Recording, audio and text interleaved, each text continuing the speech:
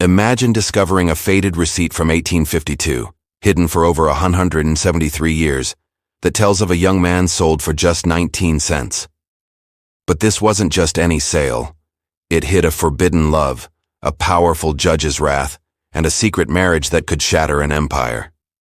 Buried in America's forgotten history, this tale of betrayal and courage will leave you questioning everything you thought you knew about the past. Stick around, because the truth is more shocking than fiction. The receipt itself was a ghost, a brittle brown slip of paper tucked inside the binding of a tax ledger from 1852. It was hidden for over 173 years, a secret kept by dust and institutional silence until now. On the morning of May 15th, in the humid mosquito-thick air of Beaufort County, South Carolina, a transaction took place that was designed to be forgotten. A young man, barely 20, was sold on the courthouse steps. His crime was never officially recorded. The price was 19 cents. A widow, Mary O'Connor, purchased him. She was a recent immigrant. Her husband lost to the fever a year prior, and she needed a hand to work her small, failing plot of land. She saw a boy, nothing more. A bargain born of some misfortune she couldn't fathom. She paid the 19 copper pennies, signed the deed with a shaky X, and led him away. She never knew his name wasn't Caleb. Not really. She never knew the crime he was accused of was a lie, a carefully constructed piece of theater. And she never ever knew who he had been secretly married to just 4 months before. How does a story like this vanish from history? What were we never meant to know? The truth wasn't just buried in an archive. It was erased from the world by a man who had the power to make reality itself bend to his will. He didn't just want the boy broken. He wanted him to cease to exist, to become a footnote on a receipt for 19 cents. A human life valued at less than a handful of nails. The silence that followed wasn't accidental. It was engineered. The man who orchestrated this chilling piece of human theater was Judge Alexander Thorne. In Beaufort County, his word wasn't just law. It was scripture.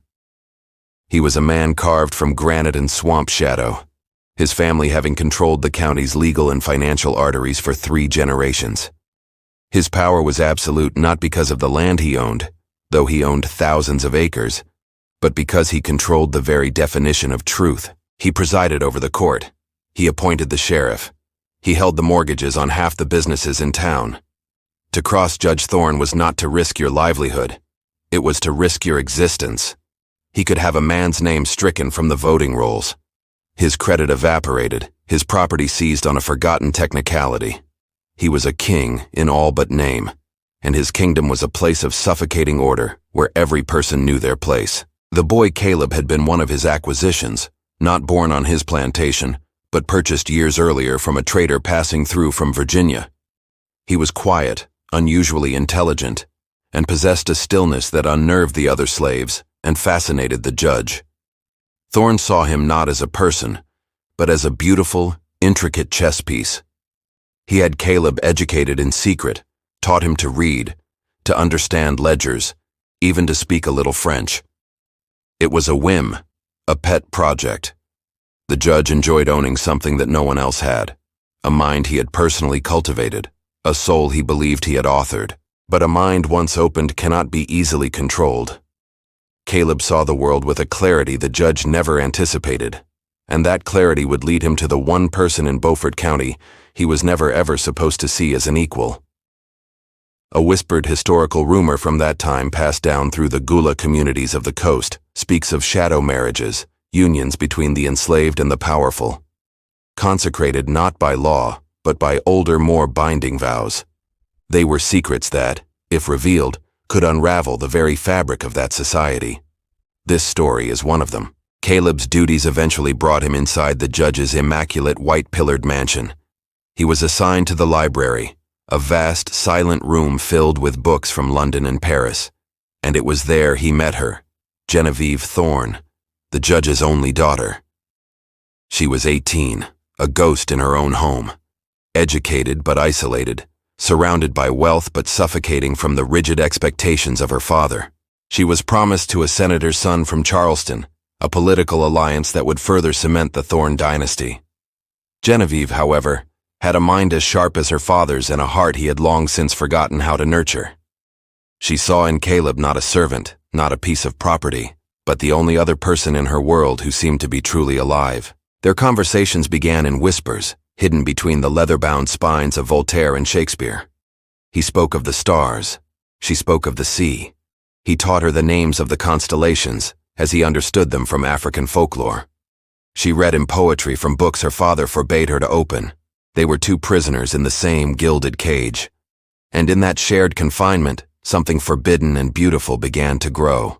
It was a love that was impossible, a love that was a death sentence, and they both knew it. But knowing and stopping were two different things. Their stolen moments became more frequent, more desperate. The silence of the library charged with a meaning that would soon tear their world apart. It was more than a romance. It was a rebellion of the soul. In the dead of winter, under the skeletal branches of a live oak that had stood for 350 years, they made a vow. They knew no priest would marry them, that no law would recognize their union. So they found an old woman on the edge of the swamp, a root doctor named Eliza, who practiced traditions that predated the county, that predated America itself. In a ceremony lit by a single candle with vows spoken in a mixture of English and a language the judge would have called pagan nonsense, they bound themselves to each other. For a few stolen weeks they were husband and wife in a kingdom of two, their secret a fragile shield against the world. But secrets in a place like Beaufort County have a way of bleeding through. A misplaced book. A lingering look held a second too long. A note discovered by a house servant loyal to the judge. The details of how Thorne found out are lost, but the explosion of his rage was legendary. It was not the hot screaming rage of a common man. It was a cold fury, a terrifying silent pressure that seemed to suck the very air out of a room. He didn't confront them. He didn't rage or accuse. He simply began to move his pieces. The first move was to isolate Genevieve. She was confined to her rooms, her books taken away, the windows of her world shrinking, until all she could see was her father's cold, unforgiving face. He never raised his voice. He simply explained in calm, measured tones that she had dishonored her name, her family, and her God. He told her she was sick, that her mind had been poisoned, and that he would cure her. It was a campaign of psychological warfare designed to break her spirit completely. His second move was against Caleb. The judge understood that simply killing the boy would be too merciful. It would also create a martyr. No. Death was an ending. The judge wanted an erasure. He needed to utterly annihilate the man his daughter had chosen to reduce him to a state so low, so pitiful, that the very memory of him would become a source of shame for Genevieve. He devised a plan of exquisite cruelty. He took a silver locket, a gift he had given his daughter years ago, and planted it in Caleb's small sleeping quarters. Then he had the sheriff, a man whose career and life belonged to Thorne, discover the stolen item. Theft was a common enough crime, but theft from the judge's own family was an unforgivable sin. Caleb was dragged from his bed in the middle of the night. He never saw Genevieve again. He was taken to the county jail, a damp stone box where he was held for 3 weeks without a word. He wasn't whipped. He wasn't beaten. The judge's cruelty was more refined. He was simply left alone in the dark with the silence and the rats to contemplate the totality of his powerlessness. The charge was formally read, theft of property valued at $25. The punishment by county law was to be sold at public auction. It was all perfectly legal. It was all a monstrous lie. The judge himself signed the order, his penmanship as elegant and merciless as the man himself. He was not just destroying a man.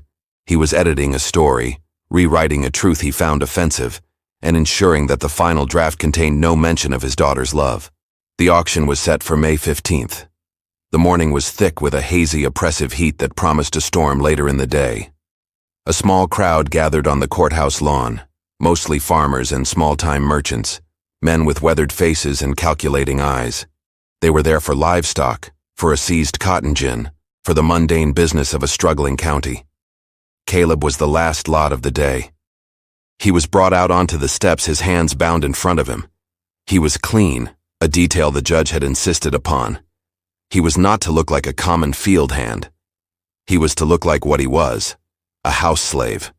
something refined, something that had fallen from a great height.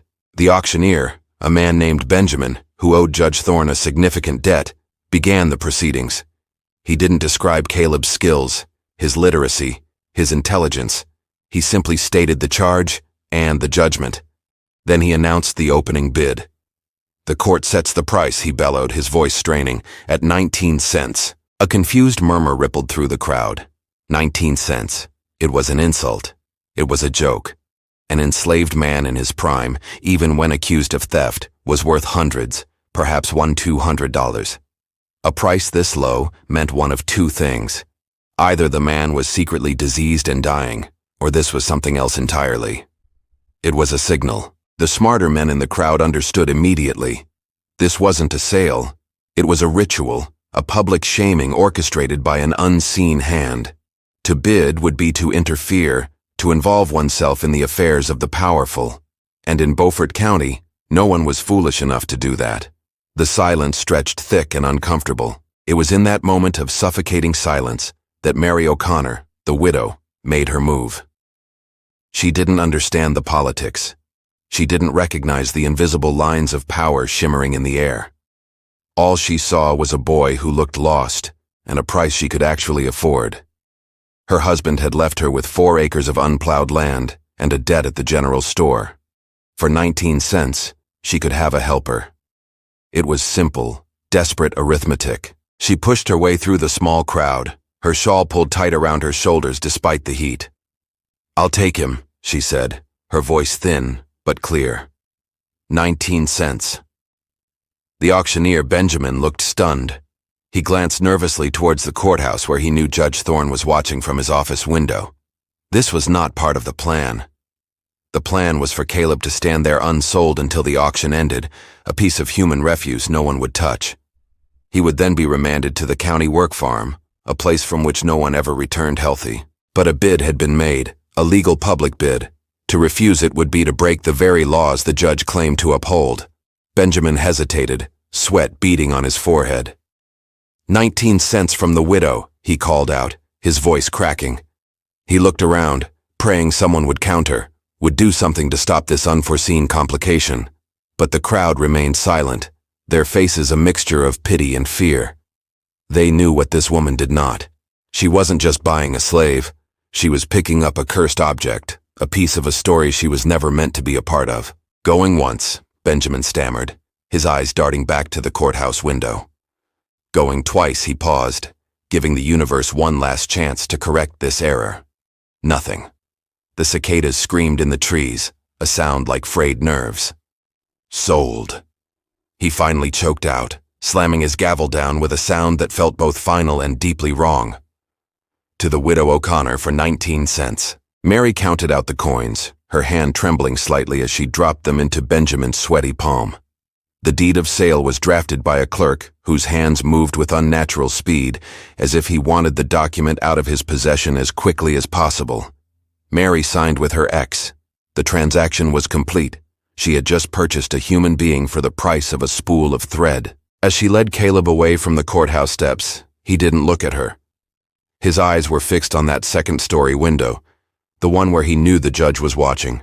Their gazes locked for a brief, searing moment across the square. In that look, 1,000 unspoken things were communicated. It was a look of triumph from the judge, a look that said, "See what I have made you." And from Caleb, it was a look of something else.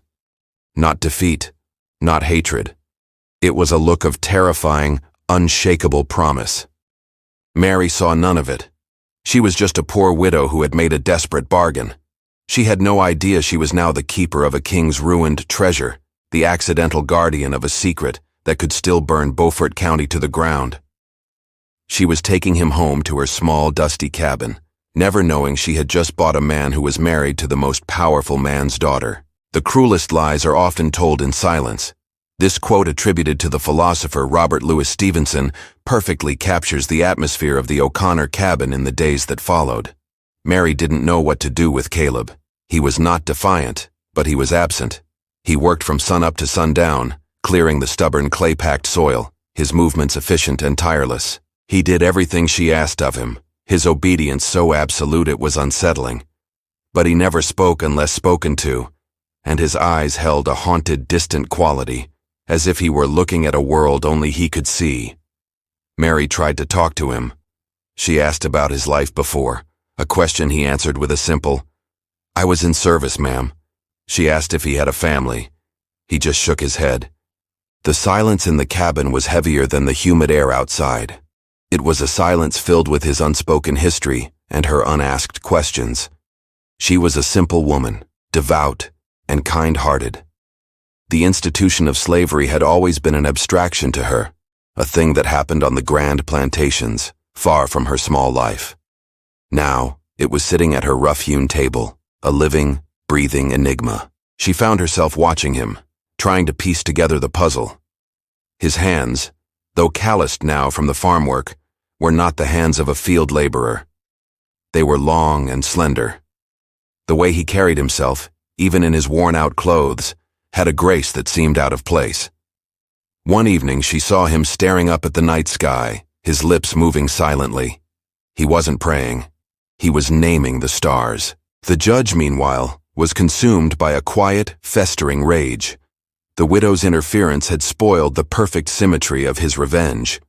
Caleb was supposed to disappear into the anonymity of the county work farm, a place of slow, grinding oblivion. Instead, he was living just 3 miles away, a constant living reminder of his daughter's betrayal. Every day that Caleb existed was an affront to the judge's power. He became obsessed. He had the sheriff ride past the O'Connor place twice a day, a silent act of intimidation. He put pressure on the general store owner to deny Mary credit, hoping to starve her out, to force her to sell the boy.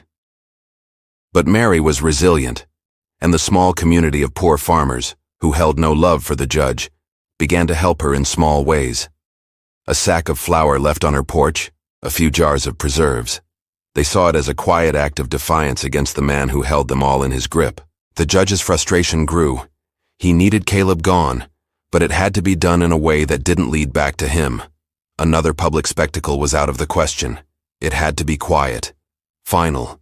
He began to look for an instrument, a man who could operate in the shadows, someone who could erase a problem without leaving a trace.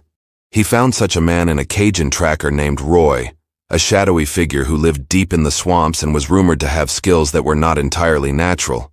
Roy was a man who found people who didn't want to be found and who, for the right price, could make people disappear forever. The dynamic on the farm began to shift in subtle ways. Caleb, realizing the judge's gaze was still upon him, started to let slivers of his true self show. It was a calculated risk.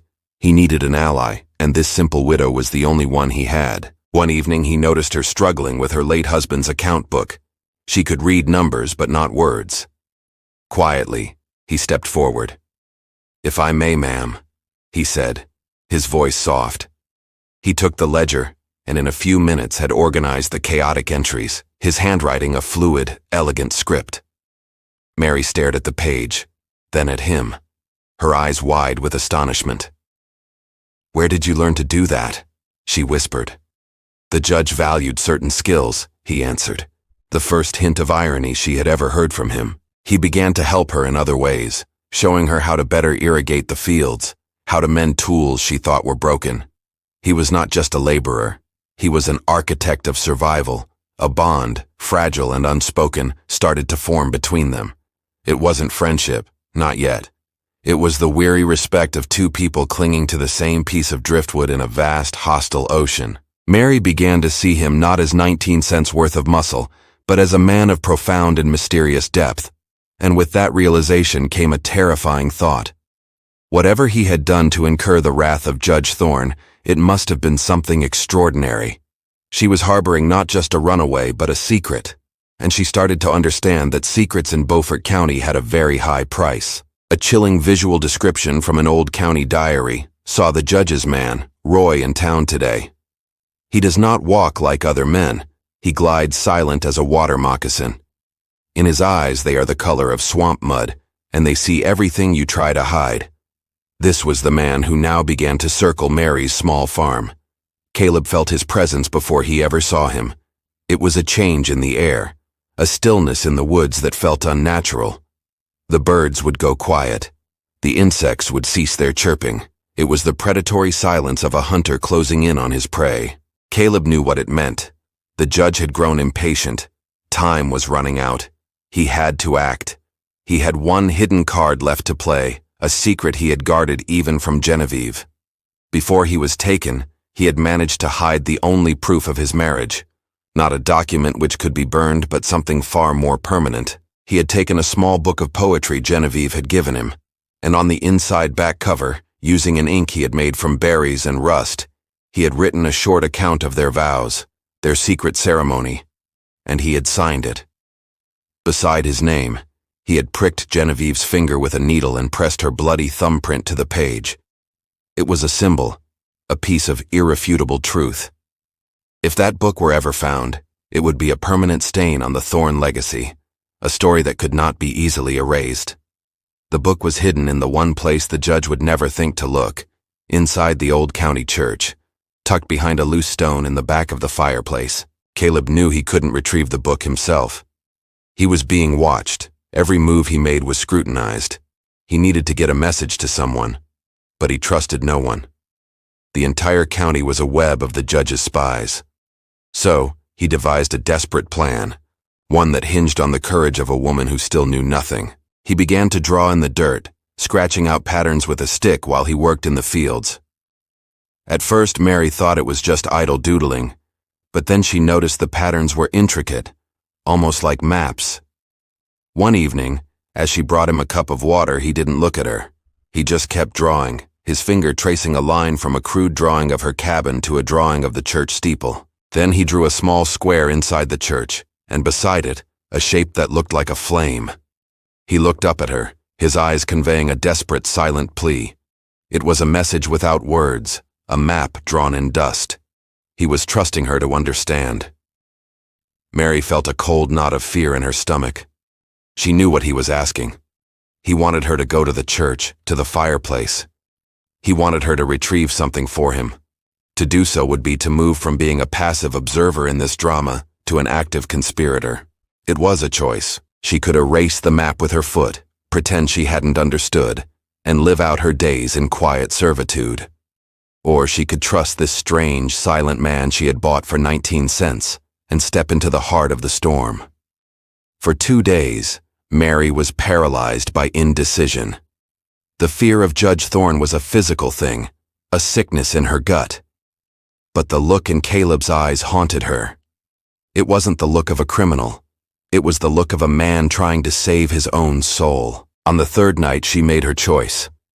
After Caleb was asleep in the small barn that served as his quarters, she slipped out of her cabin, a small lantern clutched in her hand. The walk to the church was the longest 3 miles of her life. Every rustle in the trees sounded like the swamp tracker Roy.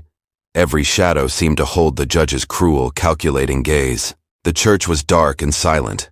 The back door was never locked. She crept inside, the air cool and smelling of old wood and candle wax. She found the fireplace, her heart hammering against her ribs. Her fingers, rough and calloused from farm work, searched the stones in the dim lantern light. She found it, a single stone that was slightly loose. With a broken piece of kindling, she pried it open. Inside the dark cavity, wrapped in a piece of oilcloth, was a small leather-bound book.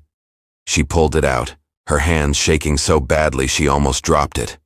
She didn't open it. She didn't want to know. She just knew it was the source of all this danger, the secret that was worth more than a man's life. She tucked it into her apron, replaced the stone, and fled back into the night, the book feeling like a block of ice against her skin. She had crossed the line. There was no going back now. When she returned to the farm just before dawn, she found Caleb waiting for her outside the cabin. He wasn't in the barn. He was standing there watching the road as if he had been standing guard. He saw the book in her hands, and for the first time since she had met him, a flicker of something other than despair crossed his face. It was relief so profound it was almost painful to watch. He took the book from her, his fingers brushing hers. "Thank you," he whispered, his voice thick with emotion. "You don't have to thank me," she said, her own voice trembling. You just have to tell me what we do now." Before he could answer, a sound cut through the pre-dawn stillness. A dog barking frantically from a neighboring farm. Then another. Caleb's head snapped up, his body instantly rigid.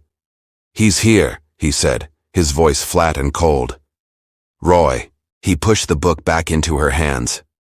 "There is a man," he said, speaking quickly, his words precise. "His name is Samuel. He works the ferry at the Dark River crossing. He is an old friend, one of the few the judge does not own. Give him this book. Tell him the eagle soars free." Mary stared at him confused. "What about you?"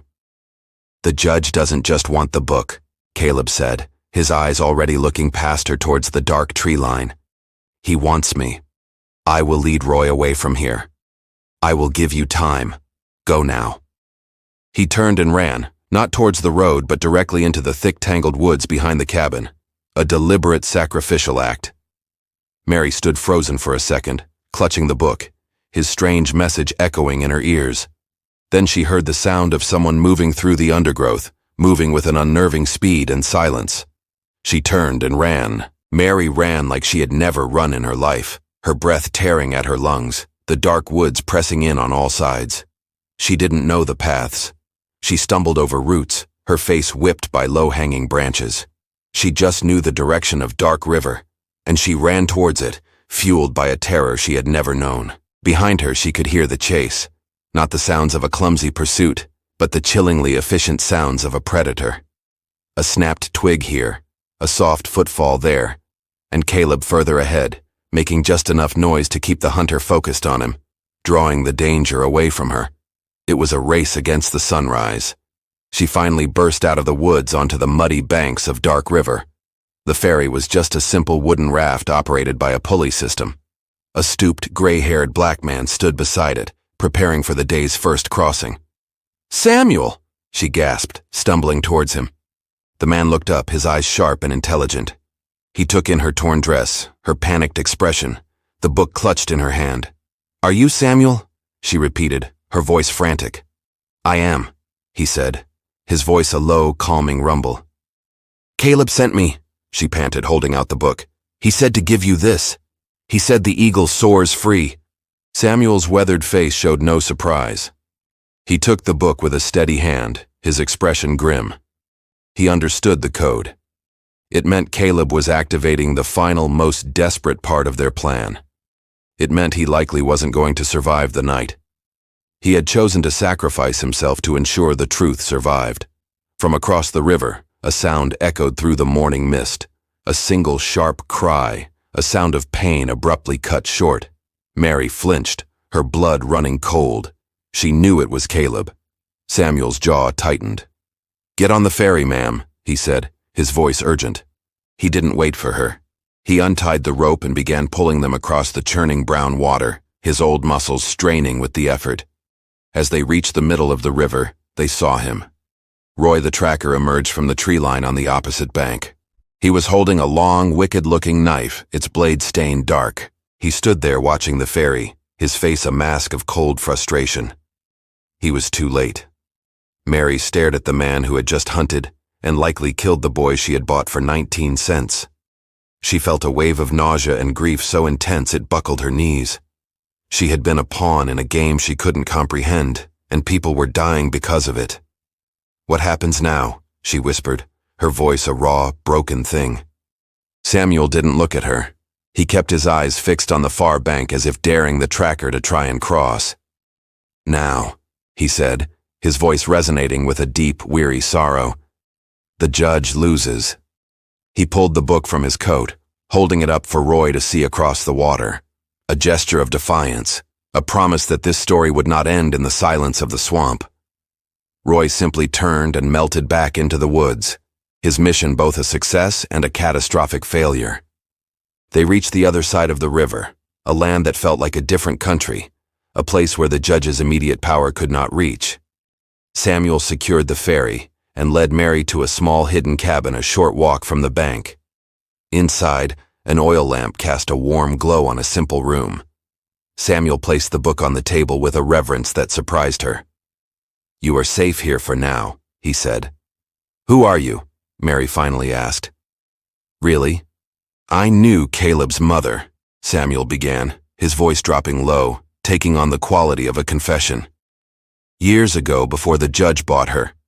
We were from the same place in Virginia.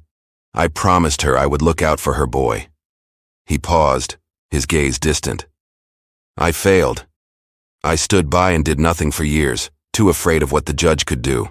Caleb knew I ran this ferry. He knew I had connections to people who help others disappear, the Underground Railroad.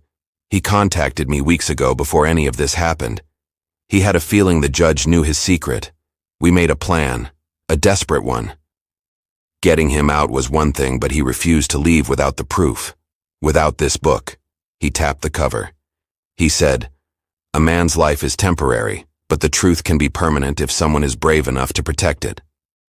He finally looked at her, his eyes filled with a profound sadness. He didn't think he would survive. He made me promise that if he sent the signal, I would get the book north, no matter the cost. He sacrificed himself so that one day everyone will know what Judge Thorne did to his own daughter. Mary finally broke. The tears she had held back for days, for weeks, finally came.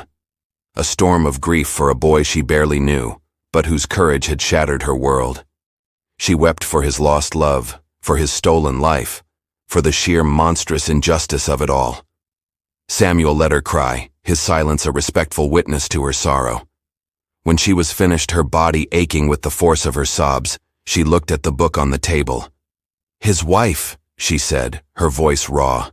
"The judge's daughter. What happened to her?" Samuel's face hardened. After the judge locked her away, he brought in a doctor from Savannah, a man who specializes in female hysteria. They declared her mentally unfit, a danger to herself. She was sent to an asylum in Savannah, a place people go to be forgotten. She's a prisoner, same as Caleb was.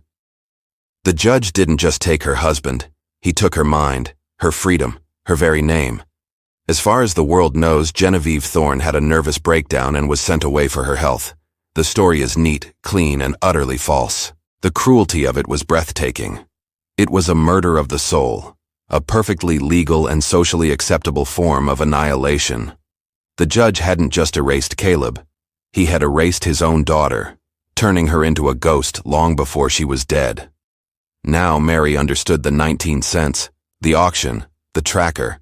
It was all part of a meticulous evil masterpiece of control, and she, the ignorant widow, had stumbled onto the stage and ruined the final act. "What's in the book?" Mary asked, her voice barely a whisper. Samuel opened it carefully. He turned to the inside back cover. There in Caleb's elegant script was the story of their secret marriage. Below the text were two signatures. One was Caleb's. The other was not a signature, but a small brown-red smudge. A bloody thumbprint. "Genevieve's mark," Samuel said softly. "He told me about it. Proof that she entered the vow of her own free will. In the right hands, this book destroys the judge's entire narrative. It proves he manufactured the theft charge. It proves he institutionalized his own daughter to cover up a truth he couldn't stomach." He closed the book. "My contacts will get this to abolitionist publishers in Boston. It will be printed. The story will be told. It won't bring Caleb back. It might not even free Genevieve, but it will be a crack in the judge's throne. It will be a fire that he can never completely extinguish." He looked at Mary, his expression serious. "But you can't go back to Beaufort County ever. The judge will never stop looking for you. You're the loose end, the witness who knows the whole story." Mary thought of her small farm, the only home she had. She thought of her husband's grave. It was all gone, wiped away by a history she never asked to be a part of. She was adrift, a refugee from a secret war. "Where will I go?" she asked, the question hanging in the air like smoke. "North," Samuel said. "We'll get you to a safe place, a new life. It's the least we can do. It's what he would have wanted."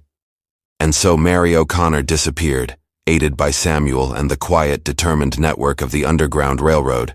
She traveled by night, hiding in barns and secret cellars, moving steadily north until the Spanish moss of South Carolina was just a bad memory.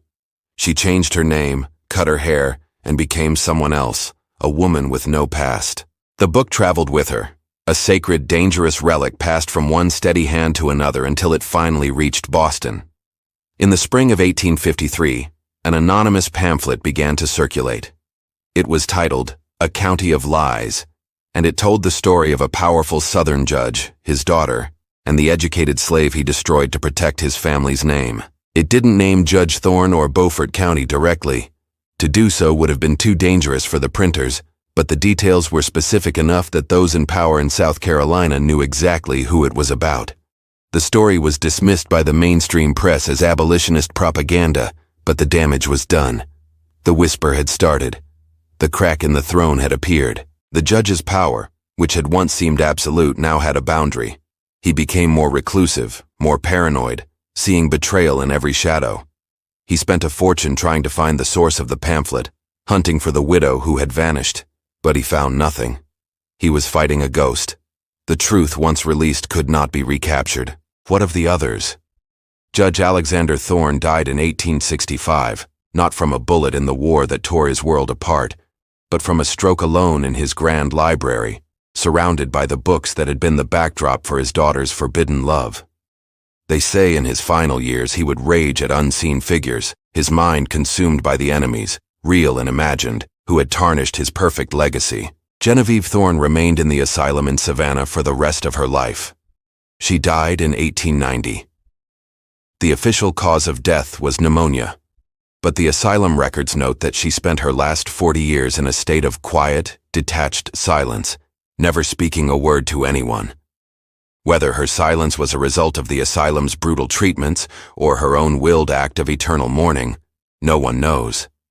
She became the ghost her father had always wanted her to be. Roy the Tracker disappeared back into the swamps.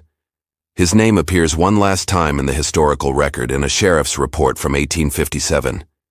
He was found dead, floating in a bayou, his body bloated and unrecognizable. The report lists the cause as an alligator attack, but old rumors persist that someone caught up with him, that a debt from that night on Dark River was finally paid. Samuel continued to operate his ferry, a quiet, unassuming man helping countless others find their way to freedom, his own act of atonement lasting a lifetime. And Caleb, his body was never found. Roy likely buried him in an unmarked grave deep in the swamp.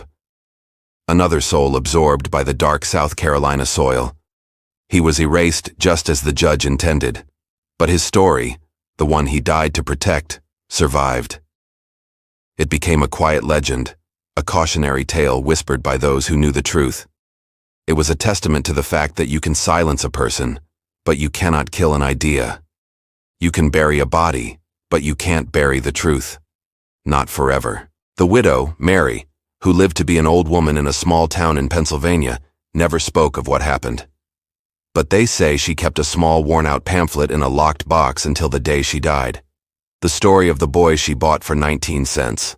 The boy who was secretly a husband, a rebel, a king in a world that refused to see him. If you visit Beaufort County today, you will find no official record of any of this.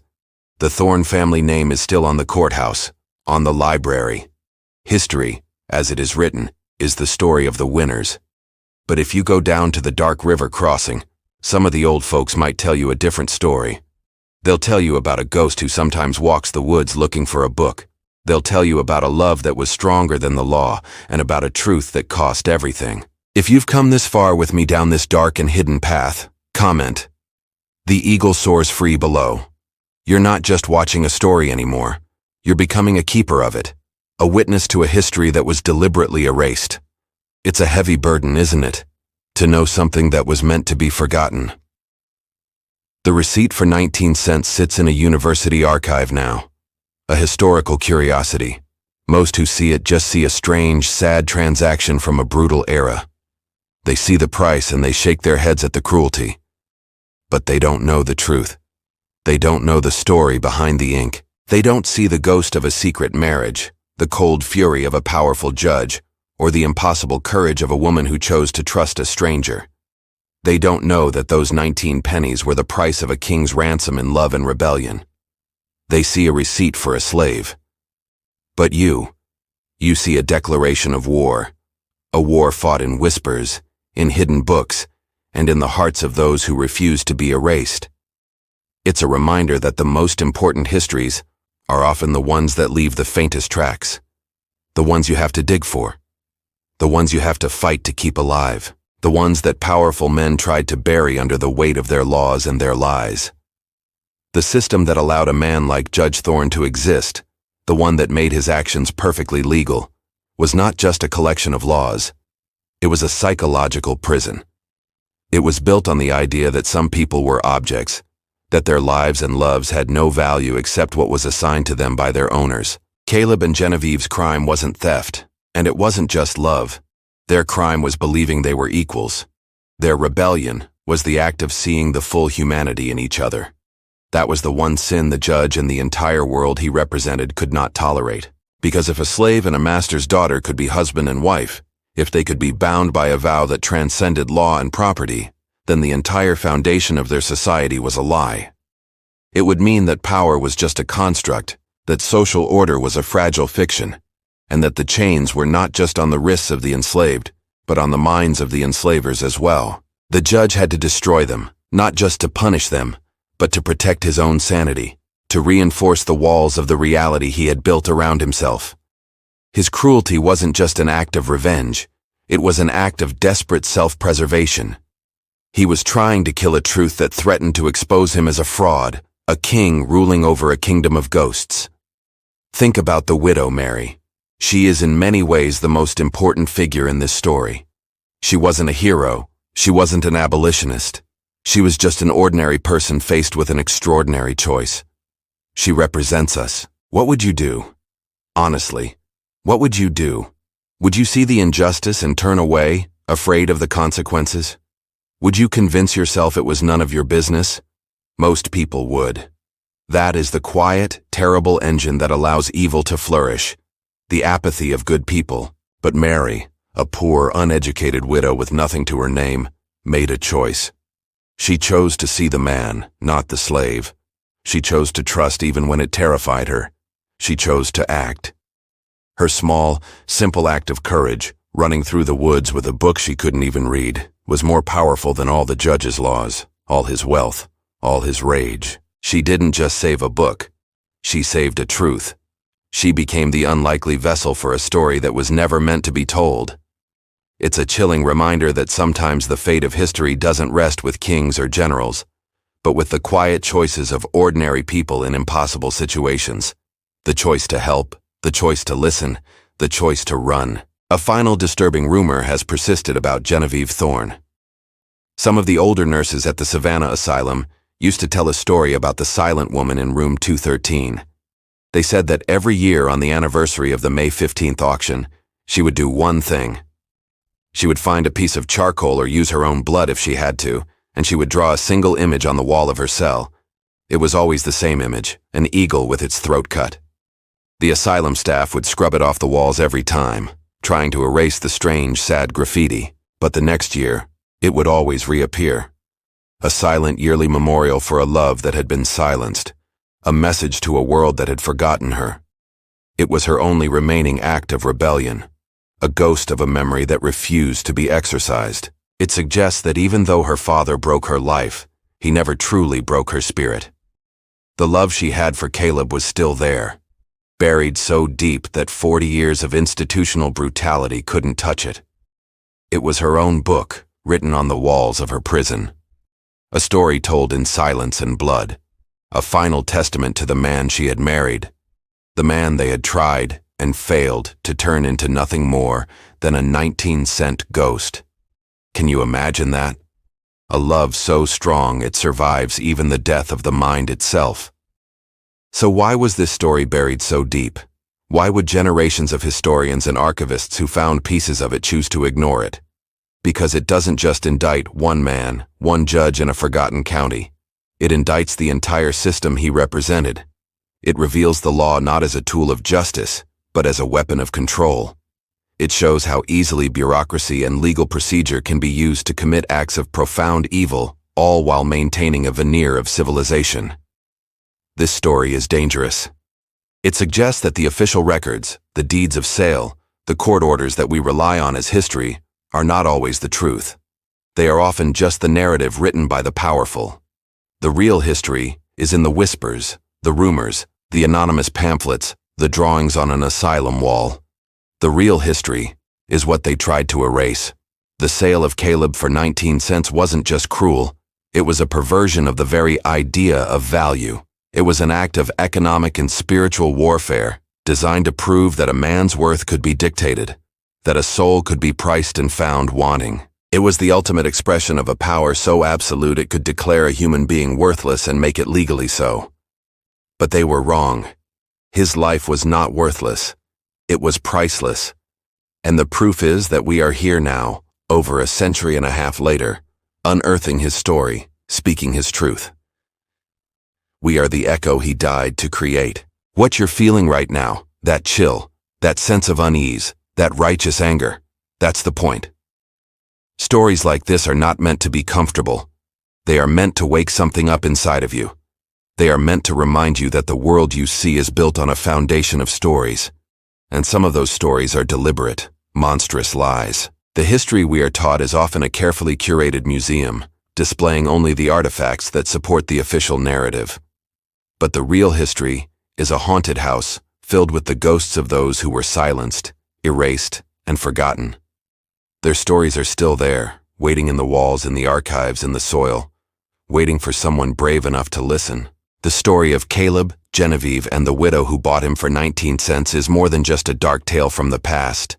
It's a key. It unlocks a door in your mind and forces you to ask a dangerous question. What other truths have been buried? What other ghosts are waiting to be heard? The world is not what it seems. We are living in the aftermath of secrets. Our lives shaped by battles that were fought and lost in silence long before we were ever born. This story is just one of them. There are thousands more. They are waiting for you. The transaction that morning in Beaufort County was designed to be the end of a story. Judge Thorne, in his arrogance, believed he was the author, that he could write the final chapter and close the book on a love he found offensive. He used the law, the economy, and the fear of his community as his ink. He thought he had created a masterpiece of erasure, a perfect silent monument to his own power. But he made one critical mistake. He forgot that stories, true stories, are not written on paper. They are written on the human heart, and the heart has a memory that no law can extinguish, no ledger can contain, and no passage of time can truly erase. He thought he was closing a book, but all he did was create a ghost that has haunted the edges of history for 173 years, waiting for someone to finally speak its name. He wanted to prove a man could be worth only 19 cents. Instead, he proved that a single defiant act of love could be worth everything. Now you know. If this hidden chapter of American history gripped you, hit that like button and subscribe for more untold tales from the shadows of the past. Share your thoughts in the comments. What would you have done in Mary's shoes? Don't forget to turn on notifications so you never miss a story that challenges what we think we know. Thanks for watching, and remember, the truth always finds a way.